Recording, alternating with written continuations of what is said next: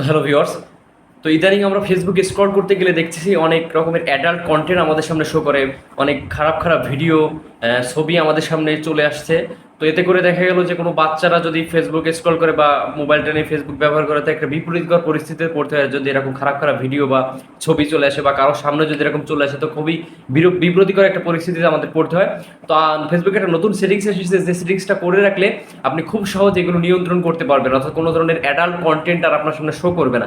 তো সেটা কিভাবে করবেন, আমার আইডিকে ফলো দিয়ে রাখুন এরকম ইম্পর্টেন্ট ভিডিও পেতে। তো চলুন দেখিয়ে দিচ্ছি স্ক্রিনে। তো এর জন্য আপনারা আপনাদের ফেসবুক অ্যাকাউন্টে চলে আসবেন। আসার পরে এখান থেকে দেখুন ডাইন সাইডে এখানে প্রোফাইল আইকনে ক্লিক করে জাস্ট নিচের দিকে চলে আসবেন। এই যে দেখুন সেটিংস অ্যান্ড প্রাইভেসি লেখা, এই সেটিংস অ্যান্ড প্রাইভেসিতে ক্লিক করবেন। ক্লিক করার পরে আবার এখানে সেটিংসে ক্লিক করবেন।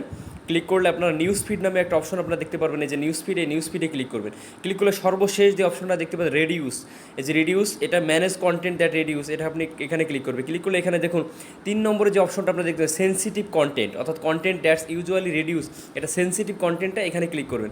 এখানে ক্লিক করলে দেখুন উপরে ডিফল্ট অবস্থায় আছে, জাস্ট এটা আপনার থেকে এখানে নিচে এই যে 2 নম্বরে যে অপশন আছে রেডিউস মোর, এইখানে ক্লিক করে দেবেন। ক্লিক করলে এখানে কিছু কন্টেন্ট আপনারা এখানে দেখুন লেখা পোস্ট করে, যে সেক্সুয়ালি সাজেস্টিভ কন্টেন্ট, তারপর সার্টেন ভায়োলেটর গ্রাফিক কন্টেন্ট, আর people who repeatedly share post that go against our community stand, এই ধরনের পোস্ট আপনার সামনে আর আসবে না।